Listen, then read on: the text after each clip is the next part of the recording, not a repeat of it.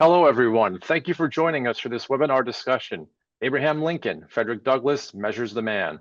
I'm Elliott Drago, the resident historian and manager of network engagement at the Jack Miller Center, a nonpartisan educational venture committed to solving the crisis of uninformed citizenship by teaching America's founding principles and history.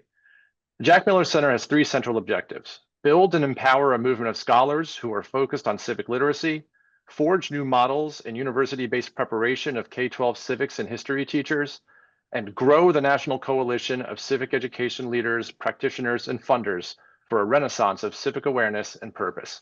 You can learn more by visiting us at jackmillercenter.org. Today, we'll speak with two award-winning scholars and Jack Miller Center Academic Council members, Lucas Morel and Jonathan W. White, about their new book, Measuring the Man, The Writings of Frederick Douglass on Abraham Lincoln. Morel and White reveal Douglass's most meaningful and poignant statements about Lincoln, some of which have come from a dozen newly discovered documents that have not been seen for 160 years. Lucas Morel is a Jack Miller Center board member, academic council member, and founding Civics Initiative faculty. He is the John K. Boardman Jr. Professor of Politics and head of the politics department at Washington and Lee University. Jonathan W. White is a Jack Miller Center academic council member and founding Civics Initiative faculty and professor of American Studies at Christopher Newport University. The complicated and at times fraught relationship between Frederick Douglass and Abraham Lincoln helps us understand not only these great men, but their mutual strivings to end slavery and bring about a more perfect union. With the end of the Civil War and the death of Lincoln, Douglass expressed a deeper appreciation for the fallen president's statesmanship and praised him as a model for post-war America. Ready to begin, gentlemen? Yep. Thanks for having us today. Of course, thank you. So set the stage for us. When did Frederick Douglass first hear about Abraham Lincoln, and what were his initial thoughts about Lincoln? So Douglass first heard about Lincoln in 1858 when Lincoln is running for U.S. Senate against another Douglass, Stephen Douglas of Illinois. And when Lincoln won the Republican nomination that year in the Illinois state capitol, which is now the old state capitol, he gave a speech where he accepted the nomination. The speech is very famous. It's called the House Divided Address. And in that speech, Lincoln said, he quoted the Bible, he quoted the book of Matthew, that a house divided against itself cannot stand. And he said, eventually this nation will become either all slave or all free. And this is some of the earliest national recognition that Lincoln gets for his political stance against slavery. Frederick Douglass read that speech in the newspapers, and he then wrote an editorial about it. And Douglass was actually really impressed by Lincoln in this first encounter with him, where in a newspaper editorial, Douglass said, well and wisely said, one system or the other must prevail. Liberty or slavery must become the law of the land. And so for Douglass, when he sees Lincoln in this first moment, he sees someone who he believes will push for the end of slavery throughout the United States. Excellent. So in what ways did Douglass overestimate or maybe misunderstand Lincoln's ability or resolve to end slavery after the outbreak of the Civil War in April 1861? Yeah, it actually begins when Lincoln wins improbably the election to president in the fall of 1860. First time the Republicans ever win. They ran John C. Fremont in 1856 and lost. But they thought that they could win if they ran essentially the table of all the free states, which Lincoln did, except for New Jersey, which he split. But at any rate, Douglass, after hearing Lincoln's or reading Lincoln's first inaugural address, notices that Lincoln doesn't hold to a strict abolitionist interpretation of the Constitution. The abolitionists think the Constitution doesn't mention slavery, doesn't mention slave, doesn't even mention race, and therefore, in a somewhat peculiar idiosyncratic interpretation of the Constitution, Douglass says we should read this not by anybody's intentions, but simply by the plain text within the four corners of the document. And the document refers to justice. It refers to the blessings of liberty. It doesn't refer to slavery. So the burden is on those who think this thing, the federal government, should protect slavery. It should not. He's disappointed when the Republicans are only willing to say that Congress has the authority to prevent slavery from going into the federal territories, the territories owned by all of the American citizens.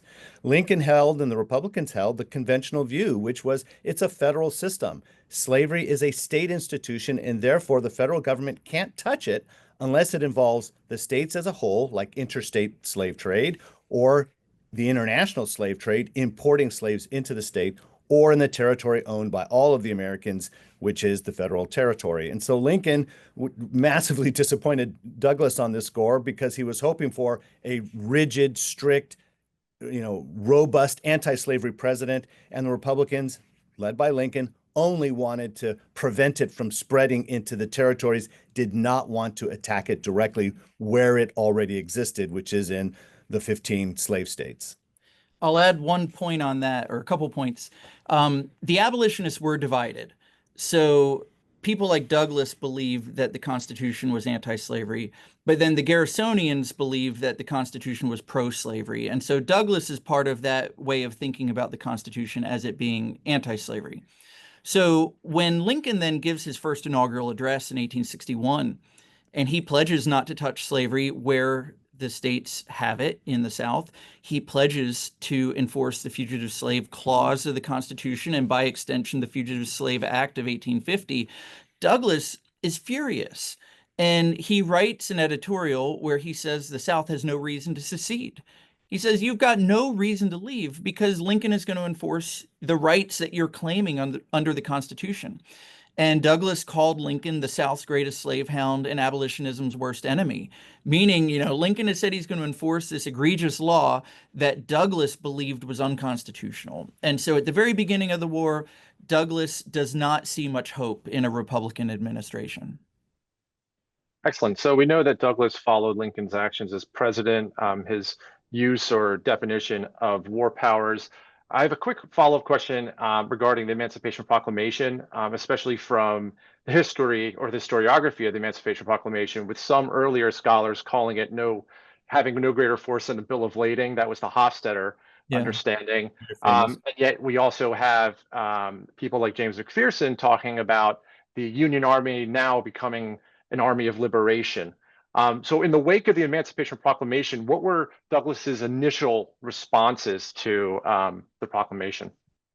Well, he actually says before January 1st, which is when it's actually issued, on September 22nd, when Lincoln declares on the heels of the Antietam defeat for the Confederate invasion of the North, it's September 22nd that Douglas says, wow, the federal government has now pronounced slavery, put slavery on its deathbed, that here we're going to get abolition. Finally, he rejoices. He doesn't worry about the fact that it's a preliminary Emancipation Proclamation. 100 days from now, he thinks it is the death knell for slavery in the country. And so for Douglas, he absolutely rejoices in the fact that you've got Lincoln, who in his mind, Douglas's mind, Lincoln is now turning the war simply to preserve the Union into an abolition war. As you put it, quoting James McPherson, that army is now going to be a liberation army, an army for abolition.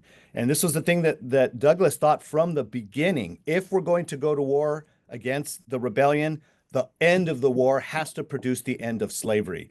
Simply preserving the Union as it was, the Constitution as it is, that was not enough. That is not worth the blood. That is not worth the treasure of the American people. And so once it became, in Douglas's mind, an abolition war, that meant that Lincoln was really exerting the full power of government on behalf of the unjustly enslaved black man on American soil. Yeah, and Lincoln needed a constitutional peg on which to hang the proclamation. Absolutely. So Lincoln, again, Douglas believes Lincoln could just do it. Lincoln doesn't see it that way. So Lincoln says, I'm justifying this as commander-in-chief of the Army and Navy as a military necessity to defeat the rebellion and restore the Union, to save the nation. And from Lincoln's perspective, if he doesn't justify it that way, he can't issue this document. Now, a lot of people then and now, especially now, criticize Lincoln for issuing an Emancipation Proclamation as a military necessity. You Google Lincoln and emancipation, you'll find people saying, well, Lincoln was a racist. He didn't really care about black people. He only freed the slaves to win the war. He didn't really do it because his heart was in it. And the idea or the implication there is that justifying it as a military necessity somehow reduces the significance or the import of the document. And Douglass actually grappled with that in speeches and in writings, where for Douglass, it didn't bother him that Lincoln was issuing it as a military necessity. And it also didn't really bother Douglass that it was excluding the border states at first, because what Douglass understood was you get the wedge in and freedom will go everywhere, kind of following the House divided idea that we talked about a little bit ago. And so, from Douglass's perspective, did he wish the Emancipation Proclamation had been issued as a grand moral statement rather than a military necessity? Absolutely. Did he wish it declared everyone free from the get-go rather than just some? No doubt. But did it bother him in the end? No, because he knew it meant freedom would eventually come. And it's interesting, in one of the documents we have in the book, Douglass actually says that January 1st will become a greater anniversary in American history and memory than July 4th. Like, he thinks the Emancipation Proclamation is going to eclipse the Declaration of Independence because it finally brings it to fulfillment. And I think that gives a real sense of just how excited Douglass was that this moment had finally come. Now, I'll just add that the other reason why he rejoiced in the issuance of the Emancipation Proclamation as a military necessity was precisely because it also authorized Black men to serve in the Union Army. And for him, he thought all the more reason for us, once this war is over and if we're victorious, that means we will have to be treated equally under the law as citizens of this country. We finally have a country. If we demonstrate that we are defending this country, risking life and limb for it, essentially the white majority couldn't, with a straight face, deny us the rights that we deserve as American citizens if we've served to defend this country. Excellent. And since and John mentioned the border states, so in the wake of the Emancipation Proclamation, Douglass increasingly focused on Lincoln's treatment of the border states. Why did Douglass consider the border states so crucial to the ultimate downfall of slavery? Well, I would phrase it a little differently. The key thing was destroying it in the Deep South, as it were. The loyal he I'm laughing because he almost never referred to the loyal border states simply as the loyal border states. He would say half loyal. He hated the way they were being treated, so much of priority for Lincoln that Kentucky, Missouri, Delaware, and Missouri Or did you say Maryland. Maryland? Anyway, he hated the fact that everything seemed to pivot on those four so-called loyal border states. That really bothered Douglass. But as John mentioned earlier, once emancipation was declared on January 1st, 1863, he thought it was ineluctable what was going to happen. Essentially, his version of a domino theory was going to take place, that once it fell in Virginia, then it had to fall in Maryland, then it had to fall in Kentucky, then it had to fall in Missouri. It was all but, all over but the shouting. So it bothered him throughout the war that the so-called loyal slave states were so important to Lincoln. He didn't see that constitutionally Lincoln had to fight for a nation that had a constitution that was being betrayed by the Deep South slaveholding states, and he couldn't betray the Constitution to save it. Douglass didn't quite grasp that during the war. He thought, no slavery anywhere. That should be our policy. Abolition war from the jump. Excellent. So let's talk a little bit about primary sources, because one of the key aspects of our work here at the Jack Miller Center is analyzing critically primary sources and showing teachers and students how they can use primary sources to better understand our founding principles and history. So many of the letters that you uncovered for your project were sent by Douglass to Julia Griffiths Crofts. Can you tell us the story behind your discovery of these letters, who Croft was, and if you have any particular letters from Douglass to Crofts that stand out? Yeah, so Julia Griffiths was a young, or not so young, I suppose, abolitionist that Douglass met in England in the 1840s, about 1846, 1847, when he was in exile from the United States to avoid recapture under the Fugitive Slave Act of 1793. And so Douglas is over in the UK and he's giving speeches and he's meeting lots of people and he gets introduced to this woman and they become fast friends. And in fact, they correspond for the rest of their lives. They correspond from the 1840s all the way until I think 1894 was the last letter that I found between them. And in the late 1840s, she came over to the United States and was living in Rochester in Douglas's own home with his family, helping him get a newspaper up, off the ground and profitable. And Lucas and I have come to the conclusion, I think other scholars have come to this conclusion before us, but in reading about their relationship, we've really come to believe that we would not know the Frederick Douglass we know today if it wasn't for her. She was a co-editor, a co-laborer, a fundraiser, a marketer. Like, she was doing everything to help him build his newspaper brand in the late 1840s and early 1850s. And so she goes back to England in the mid-1850s, gets married to a guy named Henry Crofts. So now she's known as Julia Griffiths Crofts. And during the Civil War, these two people are corresponding with each other. And Julia is writing to Frederick, and he's putting what she writes into his newspaper, and he's writing to her, and she's putting some of what he writes to her into the hands of editors, and they publish it. Now, for many years, a few of these letters have been well known. And in fact, they were found in the British newspapers and they were published in the papers of Frederick Douglass. And so people have known about them. But that work was all done before the advent of digitized newspapers. And so last summer, I had the thought of, I wonder if there are more. And so I went into newspapers.com and some other databases and started searching for Douglas's name in British newspapers. I tried different iterations of his name, so spelling his first name with and without a K, or his last name with one S at the end or two. And I was able to track down 9 letters that have never been published before, and 8 of them appear in the book. And, they were so extraordinary. Lucas, I hope you don't mind me sharing this. Go for it. That I called Lucas and told him what one of the letters said. And he didn't believe it was real, or he had his doubts. I admit, I didn't believe it. And to be fair to Lucas, the readers of the British newspapers didn't think they were real either. And so I found an editorial that a British editor wrote saying, we know some of you don't think this is real, but here's why I think these are authentic. And what we ended up doing was going through the Douglass papers at the Library of Congress and finding the replies so that we could confirm he wrote to Julia on this day, and here's Julia's reply acknowledging it and saying she took it to the editor of the Leeds Mercury. And, there's no doubt at that point. So I'll let Lucas talk about some of the ones that. Well, yeah, and just to reiterate, in terms of these letters that we found, we don't know that the letters are even extant anymore. Right. We didn't find an actual copy of the letter. We found the transcriptions in British newspapers. I'm going to pull that off and let's hold it in front of the camera for a second. Here, what you're doing. Go ahead. We published an article in Smithsonian Magazine, and this is one of the illustrations. And so people can see how it's an extract of a letter from Frederick Douglass.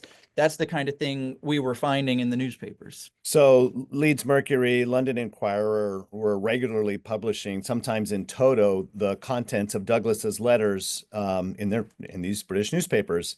And the shocking thing for us is at a few pivotal moments during the war, and it's in particular upon Lincoln's assassination, within days, Douglas is writing to abolitionists, both Julia Griffiths Crofts and another family called the Carpenters, and he's sharing opinions with them about the new president, Andrew Johnson. Yes, that Andrew Johnson. These were opinions he was not sharing with the American audience. And a pivotal one is, and again, within days, April 18th letter, April 20th letter, Douglas is saying, as great a man personally Lincoln is, those qualities that kept the Union together, the loyal Americans together, are not going to equip him to be the robust, firm, iron hand president we're going to need to deal with these ex-Confederates and ex-rebels in Reconstruction. And so Douglas says, not to an American audience that's in mourning, but to a British audience that Douglas, keeping his eye on the prize, he's like, for Black Americans, our hopes are better off with Andrew Johnson, because Andrew Johnson, having lived his entire life in slave states, he knows that it's the slave power that needs to be dealt with, not just slavery. The slave power is going to survive, for example, the ratification of the 13th Amendment that will abolish slavery, but Douglass foresees that those state governments down south who have been in rebellion, they're going to come back into the hands of rebellious whites who are going to hate the black man even more after the war than during or prior to it. And Andrew Johnson is the man. Let me just read from one of these letters. If I can You got get A. it. Johnson there? Here we go. Johnson, well, that's I wanted to read her letter to him. Here it is. So he says, by his excellent qualities, this is Lincoln in Douglas's mind, his wonderful moderation, his remarkable caution, his extreme amiability held the country together. But he says, I think I see that good will be brought out of this terrible evil, the assassination of Lincoln. What good could be brought out of that? Mr. Johnson is in many respects, this is Frederick Douglass, better qualified for the work to come than was Mr. Lincoln. Mr. Johnson, I hope much of him. I hope he will see to it that the Negro is made every way equal before the laws of the South. Without the ballot, freedom for the Negro in the slave states will be but little better than a name. And so there were ways in Tennessee when Andrew Johnson was the military governor that he gave signs that he was going to be this. I mean, he was vice president nominee at that time, but there were ways he was signaling that if it's within his power, he was going to produce an equal playing field for black people in Tennessee. And as the result of the assassination, as the incoming president, he really thought that treason needed to be dealt with not in a kind, amiable, charity for all kind of way, Lincoln's second inaugural. They needed to be dealt with harshly. Do you want to add to that at all? Yeah. As Lucas said, Douglass was willing to share opinions with British audiences that he was not to American audiences. That was the most startling instance of this. But like Lucas said, at various points in the war, Douglass shares these sort of opinions. So in November of 1862, Douglass, this is right after this is right after the preliminary Emancipation Proclamation. Douglass shares in a letter how he sees the irony of keeping a pro-slavery general like George B. McClellan in power, in command of the Army of the Potomac. That's what enables emancipation to come. If an earnest general had been in charge who had just fought and defeated the Confederacy early, emancipation never would have come. Later, after emancipation, Douglass begins to publicly worry about Reconstruction. And he makes a really startling argument that he believes it would be better for the war to continue. That as terrible as the war is, he understands that once the war is over, emancipation as a military necessity ceases to exist. And once the army is pulled out of the Confederacy, there is no executive branch power of the federal level to protect the rights of freed people. And so to the British audience, Douglass says he would rather the war continue than peace come because he's worried about what will come with peace. And then the other one that I've written a lot about the election of 1864, and this really stood out to me, is a letter he wrote in September of 1864, where he was grappling with the issue of he wanted John C. Fremont. He wanted a radical to be the guy who would be the Republican standard bearer. But Fremont wasn't going to win the nomination. He was running third party for a while. And in the end, Douglass came to understand you need votes to win. And listen to what Douglass says here in a letter to a British abolitionist. He says, Fremont can get no votes and will, I think, be withdrawn from the canvass by his friends, meaning like the radicals are going to convince Fremont to drop out. And Douglass says he is the fittest man, but has the fewest supporters. And though one man in the right is a majority against the whole world wrong, at the polls numbers rule. A candidate without a party may be sublime, but he cannot be successful. Like this is Douglass, the radical, recognizing that if he wants the best for black people in the post-war period, Fremont might have been the ideal, but Lincoln's the only one who can win. And Lincoln may not be perfect, but he's better than the Democrats. And so Douglas then concludes by saying, and this is so, finding this quote with Douglas was great. I am nowadays taking a more practical view of things than formerly. Like Mm. Douglas just saying, you know what, we Rare. got to win and we got to do what's practical to win. That is a very rare moment for Douglas. One thing for me in researching this and going through, reading word for word all these manuscripts, all these documents, is he really thought John C. Fremont hung the moon. I mean, this guy, any chance he can sing Fremont's praises, he does. And he's still holding that lantern for Fremont, even in 64. It's for me, just in retrospect or hindsight, it was just so surprising that Fremont still had that kind of cachet with someone like Frederick Douglass. Yeah, those early editorials where Douglas is critical of Lincoln, Fremont is the foil. Fremont's the guy who issues an Emancipation Proclamation in Missouri in August of 1861, and Douglas is like, why isn't Lincoln doing this? Yep. So, yeah. That's fascinating. So let's stick with the letters. In one letter to Crofts, Douglas called 1863 the, quote, year of Jubilee. Did this year of Jubilee signal a turning point in Douglas's attitude toward Lincoln? And what next steps did Douglas believe Lincoln needed to take to advance and ensure racial equality? Well, number one, what Douglas was at least arguing, and in these letters in January, he tells Julia Griffiths Crofts that he is speaking more than ever. And this is a guy who was tireless in speaking basically every other day. He was sick a lot, he's losing his voice, all that. But he says that he was on the stump feverishly for emancipation, not simply because it was going to get rid of slavery, the obvious thing.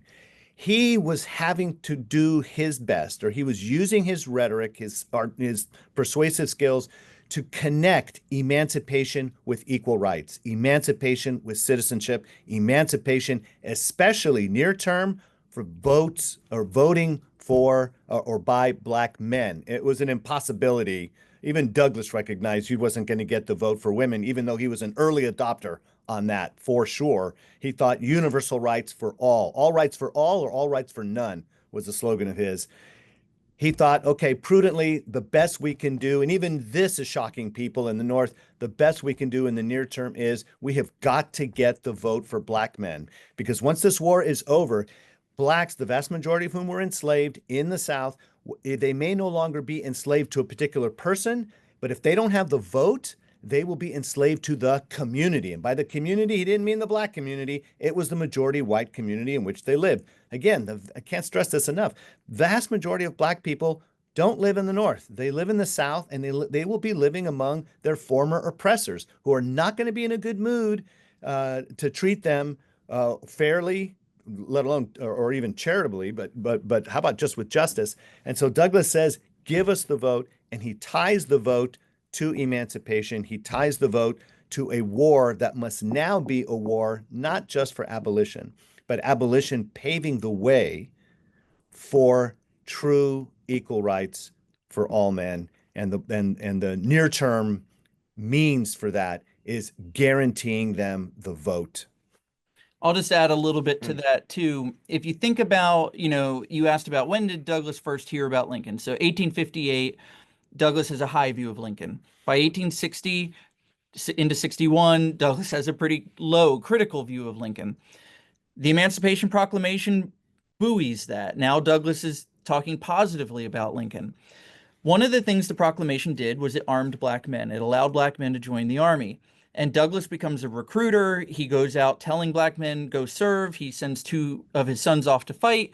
He tells them, you're going to get equal treatment. You'll get manhood out of this. And he very quickly learns that Black soldiers do not get equality, that they have unequal pay, they get subpar weapons and equipment, they're made to do fatigue duty, which is what it sounds like. It's just manual labor that makes you really tired.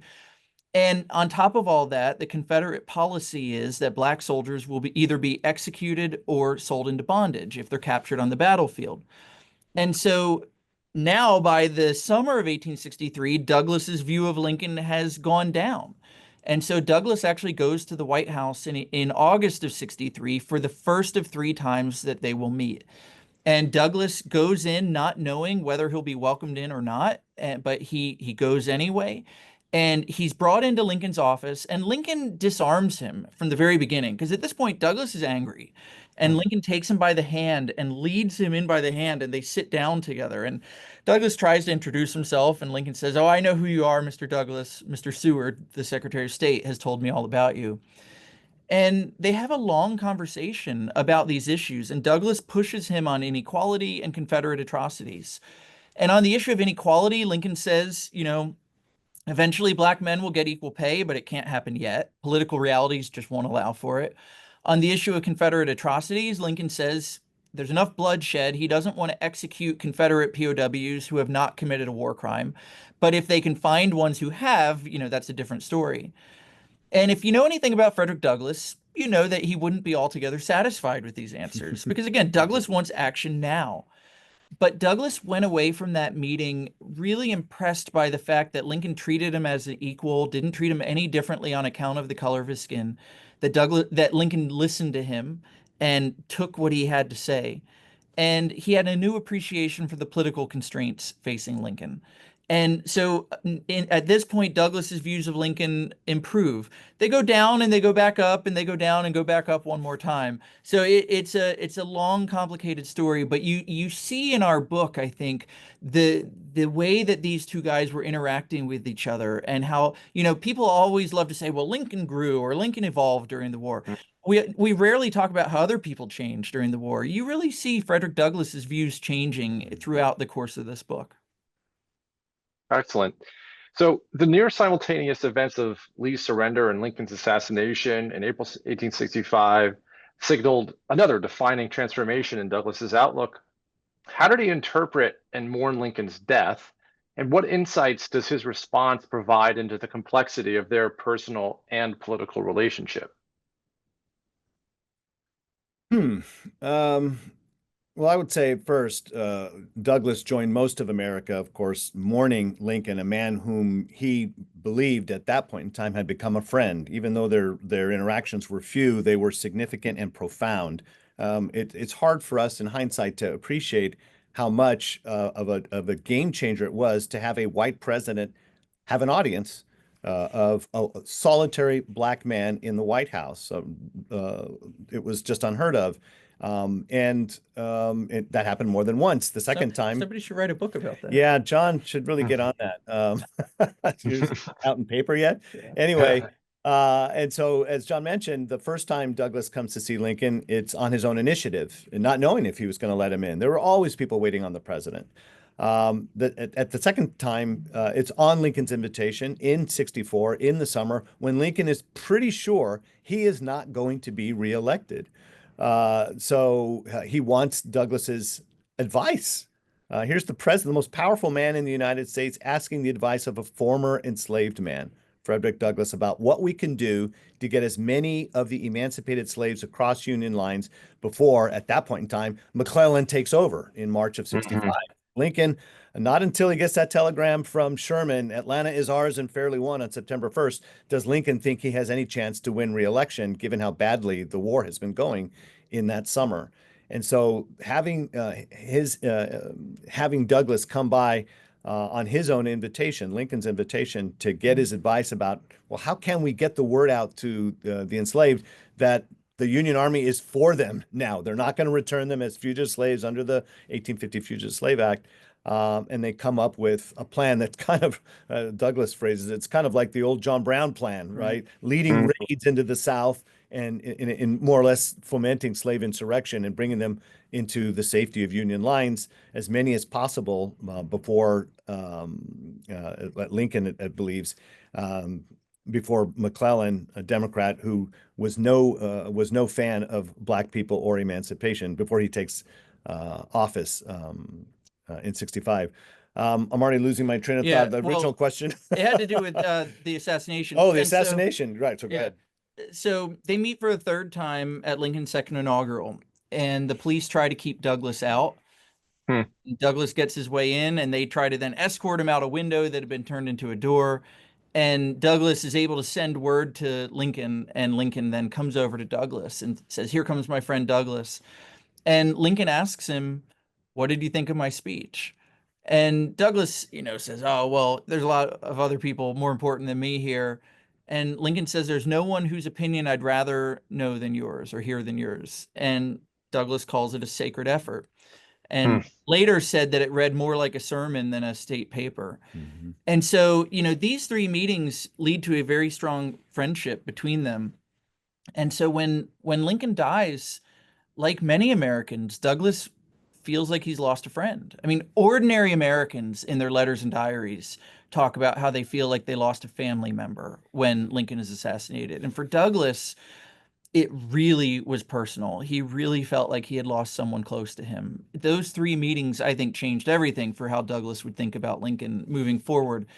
Um, and so publicly in Rochester, Douglas gives several speeches where he mourns Lincoln with his community.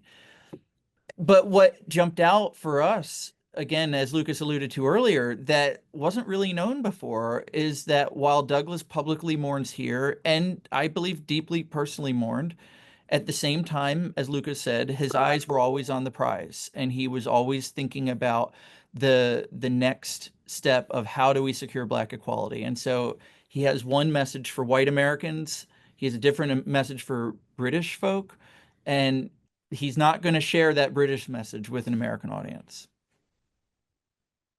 Fascinating. Yeah. So going back to Douglas's sort of faith in Andrew Johnson, I don't think many people on this call realize that Douglas met with Johnson in 1866. And Yes. so could you describe this meeting and whether or not, I mean, how Douglas's views of Johnson evolved similar to his views on Lincoln? Yeah, let me fill in a little bit about that. Let me give kind of the backstory of 1865 assassination through this February interview that Douglas with a few other Black Americans, this meeting they have with the president, and then I'll let John talk about that meeting. And I need to shore up Douglas's reputation here because I don't want to make him look like an idiot that he actually thought there was hope in Andrew Johnson, given what we knew eventually happened. But the fact of the matter was, as I mentioned earlier, remember, Andrew Johnson is the only senator from a Confederate state who continues to show up for work. He is a senator from Tennessee, and he is loyal to the Union. And so he sticks with the country. He abides by the constitutional result, and that is Lincoln is now the president.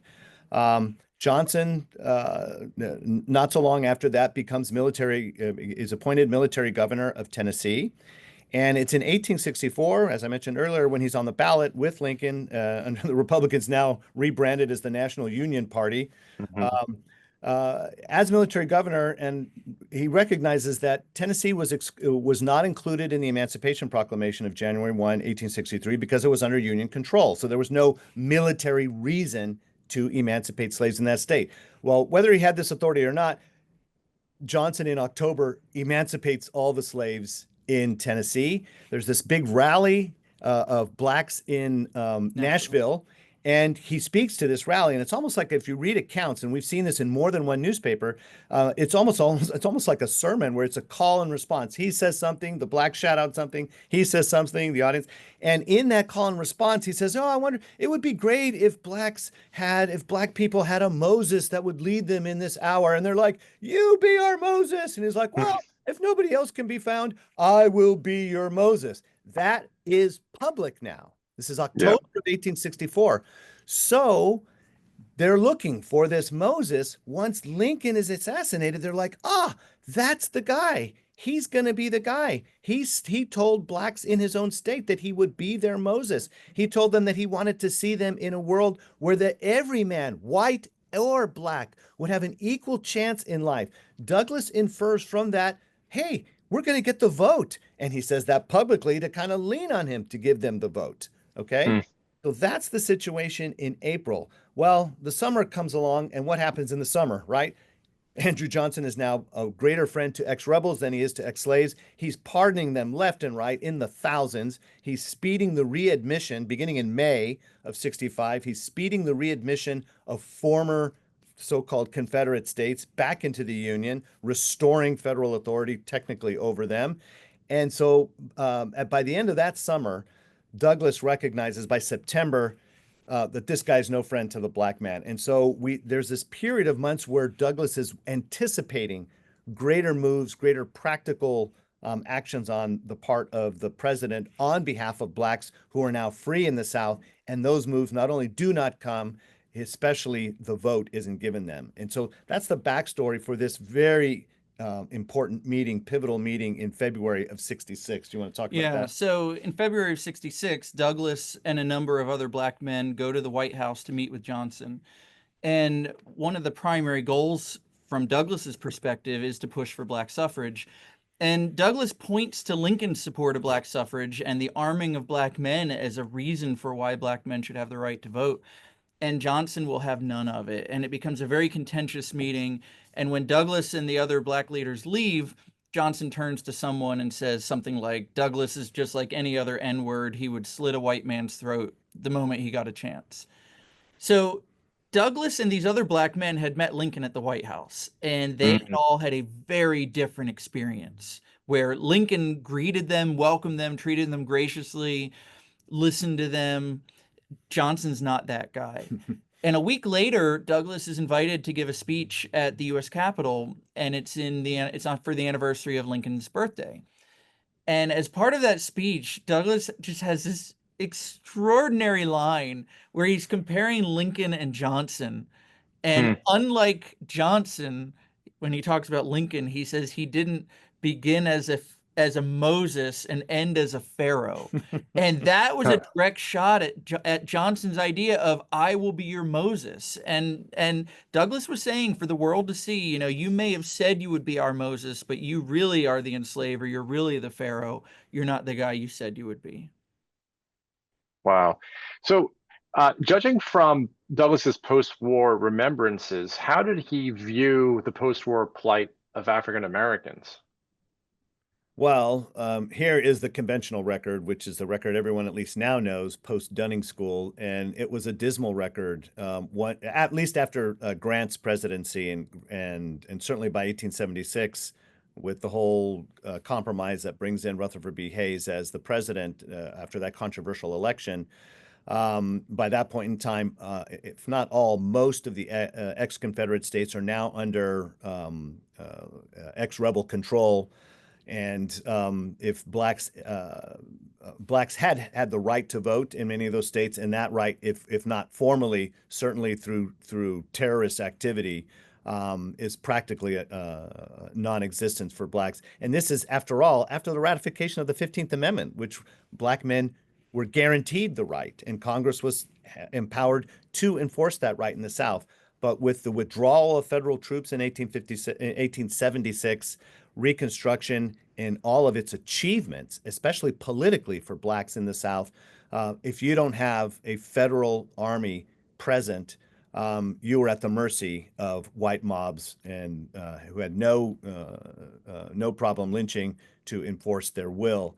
And so the future is pretty bleak in 1876.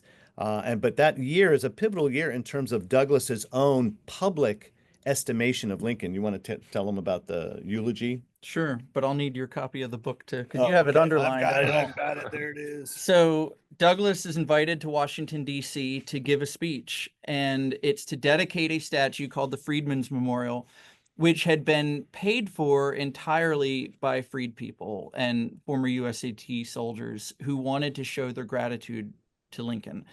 The statue is controversial today because it has Lincoln hovering over a black man on his knees who's broken his chains and is rising, but is still on his knees. And so the statue today is very controversial. And I think Lucas is going to maybe try to show a picture of it here.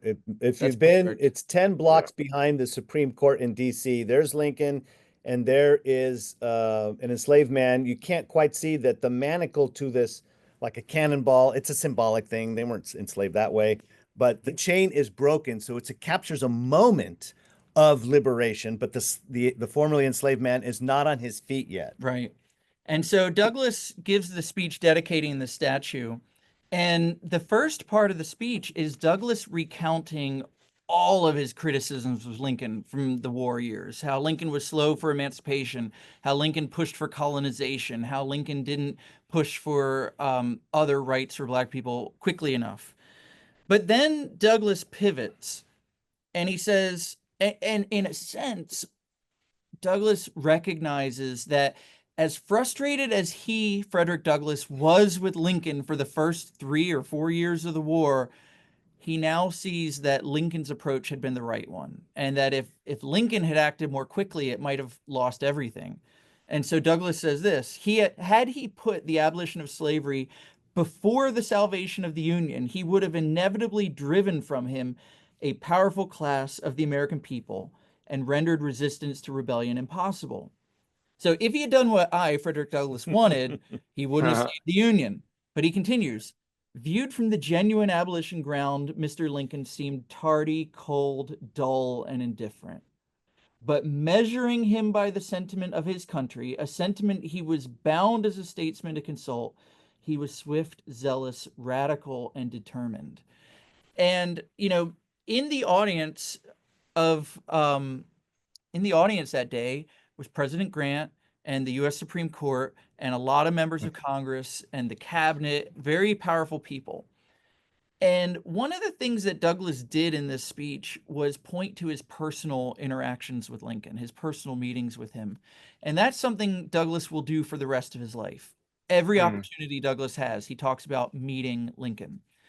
And that was something that we've come to see that Douglass did because he was saying to white Americans in this post-war period where Black Americans are having their rights stripped away, he's pointing to Lincoln saying, be like Lincoln. Here is a model for you to follow of a white man, in fact, a white leader, the most powerful person in the country, giving respect and courtesy and kindness to a Black man. And so as Douglass sees on the horizon how things are falling apart, he points to Lincoln as the guy to emulate. And the audience may have heard the word measure in the quote that I read. And, this is a title that Lucas and I are very proud of, Measuring the Man, because Right. as we were wrestling with titles, like we wanted to find a quote that Douglass used. But the problem is most of the quotes are like, Lincoln's the worst guy ever, or Lincoln's the greatest guy ever. And as Lucas often says, we didn't want either a hagiography or a hit piece. We didn't want the title to convey that. But we noticed throughout many of the writings, Douglass talks about Black people measured Lincoln. And we thought, wow, like that captures the breadth of Douglass's view.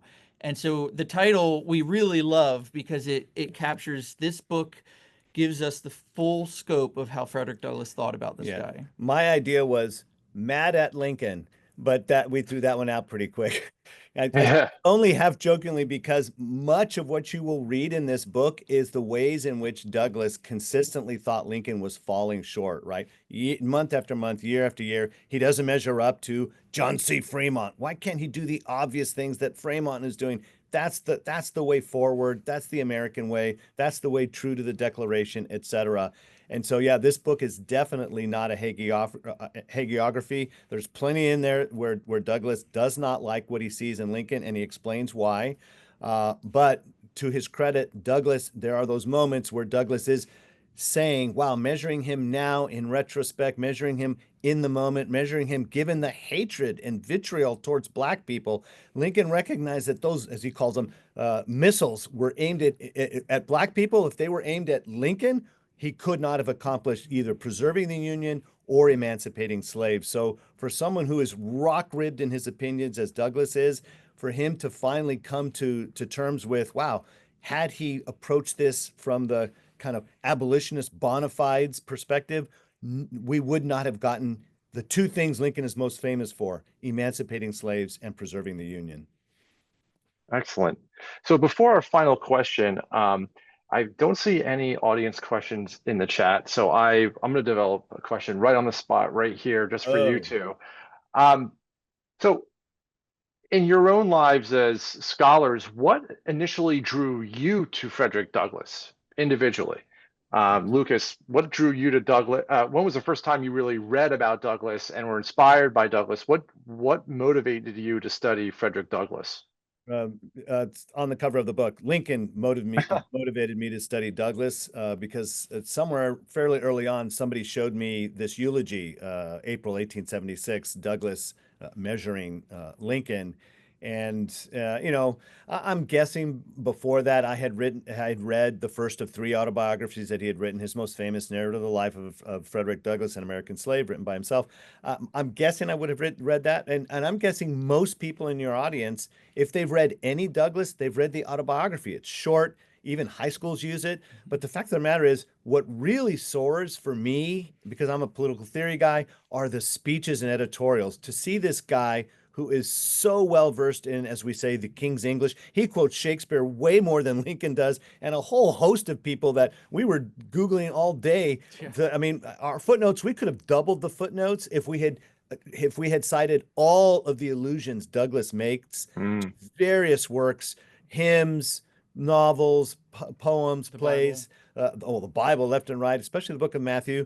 He is so literate. And so what led me to Douglass was Lincoln, because of both of their devotion to the founding principles of their country. That was my training. That's what I teach. And to teach Lincoln, right? To teach Lincoln, you have to know something about race in this country's history. You have to know something about slavery and emancipation. And you can't talk about that for very long without running across the most famous Black abolitionist in the world, and that's Frederick Douglass. Yeah, I did a book a couple years ago called A House Built by Slaves, African American Visitors to the Lincoln White House. And Douglass is a major figure in that book. And as I have, been giving talks on that book around the country, I talk a lot about Frederick Douglass. And I had the idea to do this book, I guess about 2 summers ago. And I called Lucas because Lucas's Twitter handle is Lincoln Douglas, and it's Douglas with 2 S's, not 1. He's not named after Stephen Douglas. So, No. and I told Lucas about the idea to do this book, and I said, "Would you want to partner on it?" And Lucas loved the idea, and we just ran with it. But it's it's an outgrowth of both of our interests in Lincoln and the interest in Douglas that's come out of it for each of us, and then it's an outgrowth of a friendship that we've known each other for close to 25 years. Wow. And this was a great You're partnership. I know, I tell you. That's beautiful. So my final question is, Lincoln died in 1865 and Douglass died in 1895, meaning that Douglass had 3 decades to refine his thoughts on Lincoln's life and legacy, not to mention their relationship. So reflecting on Douglass's post-war interpretation of Lincoln, what can Douglass teach Americans living today about friendship, disagreement, and personal growth? Wow, that is sorry. Go. Oh, That's a thank you. fantastic question. I wish I had thought of it ahead of time so I could give a more articulate answer. But this is what Jonathan didn't mention is our first idea for this book was not, let's collect everything Douglass said about Lincoln. We actually wanted to collect the most important things, distinctive things he said about Lincoln, and include some key speeches of Douglass's that don't mention Lincoln, because of course he was talking and writing before 1858. His justly most famous speech, which goes by the title, What to the Slaves of the 4th of July, July 5th, 1852. In that speech, I love teaching it. John teaches it all the time as well. And one of the great things that speech alone, I think, could teach us today, especially as we look forward to 2026, the semi-quincentennial of the country, 250th anniversary of the birth of America, if we date it to the Declaration of Independence. Douglass, in this speech, whose central portion is super critical of his generation in 1852 and the ways that they fail to fulfill the promises of the forefathers, the opening third of the speech is all praise. I wish I was exaggerating. It's not. It is all praise for the founders, not just in terms of their principles, but in terms of their character. And I'm like, does Douglass not know they owned slaves, and not just on the fringes, right? The iconic figures of the founding, Washington, Madison, Jefferson, major slaveholders, every single one, right? Why doesn't Douglass talk about their ownership of slaves? He studiously avoids it. He mentions it one time when he talks about Washington not being able to die without freeing his slaves, which he does, of course, in his will. And so what we learn from that is not that Douglass turns a deliberate blind eye to the things that the founders didn't do. He's teaching the audience, and I think he can teach us today, that we can look to the past. Yes, recognize the ways in which we didn't live up to, or previous generations didn't live up to comprehensively, thoroughly, everything we profess to hold true. But for that reason, we don't throw the baby out with the bathwater. It's not, we don't look at this world in this Manichaean, everybody's either all good or all evil. He looks back to them and says, you know what?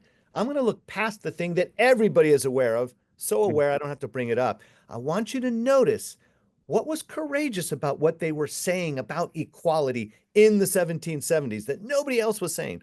What was fiercely independent and honorable about what they were trying to achieve against humongous odds.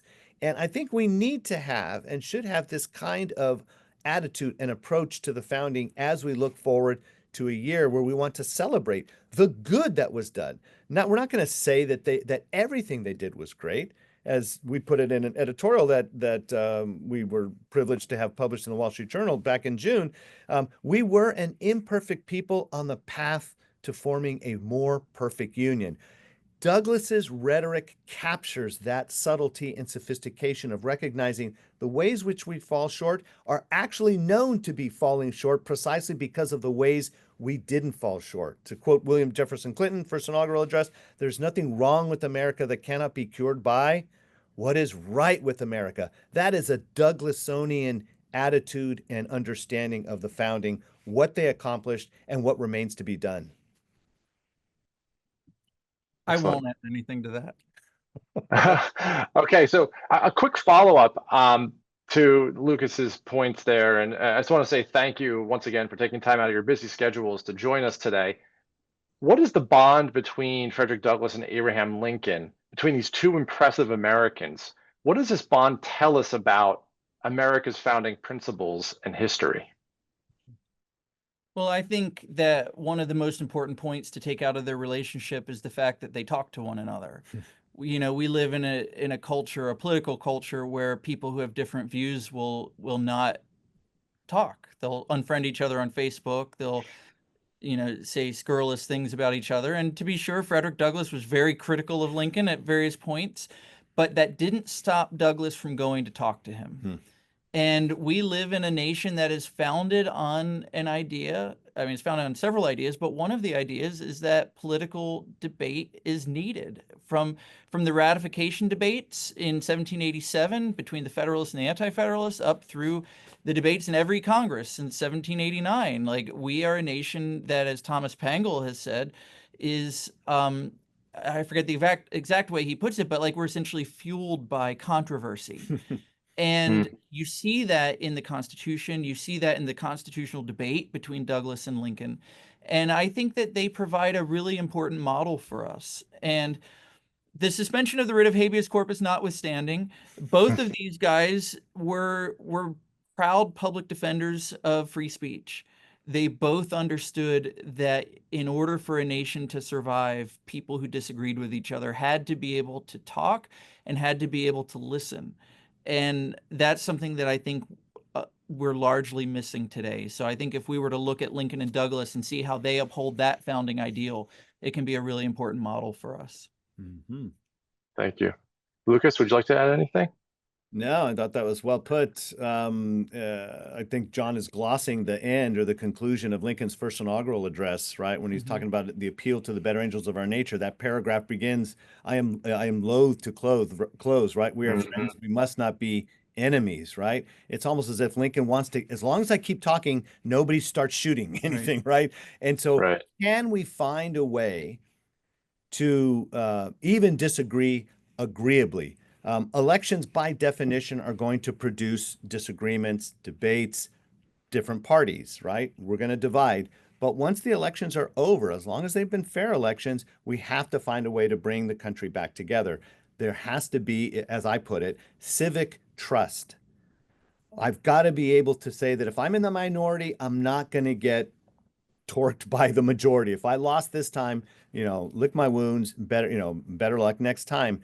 The Republicans did that in 1856. They lost. They didn't say not my president when the Democrat Buchanan of Pennsylvania, the doughface from Pennsylvania, won. They didn't preach resistance. They were, if you will, good losers. In 1860, the nation needed good losers and good winners. The good losers were the Northern Democrats. Lincoln did not have a fiercer opponent than Stephen Douglas, and Stephen Douglas said, Lincoln's election is not reason for secession. He was a good loser. The onus or the burden of Lincoln's first inaugural address was to demonstrate to the country that he would be a good winner. And we've got to get back to that understanding where win or lose, we're still neighbors. We may not be friends, but we're still neighbors. We're fellow citizens. Let's focus on the things that we agree on. And I'm hoping, again, I keep looking forward to the 250th anniversary next year. I'm hoping that next year is a year where we direct our attention to the things we agree about America. And I think we find those agreements where Lincoln and Douglas found them, and that's in the Declaration of Independence.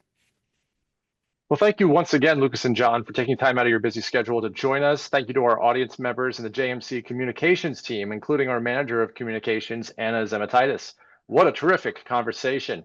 If you like this webinar and you want to learn more about how the JMC supports the teaching of America's founding principles and history, I encourage you to go to our website, jackmillercenter.org, and sign up for our email list. A special thanks to the donors of the Jack Miller Center who make these programs possible. Once again, to support our work, just go to jackmillercenter.org and buy 10 of these books because they're a wonderful tome and they help promote this republic of understanding that both Lincoln and Douglas were working towards. Thank you for your time, gentlemen. Thanks for the invite. Take care.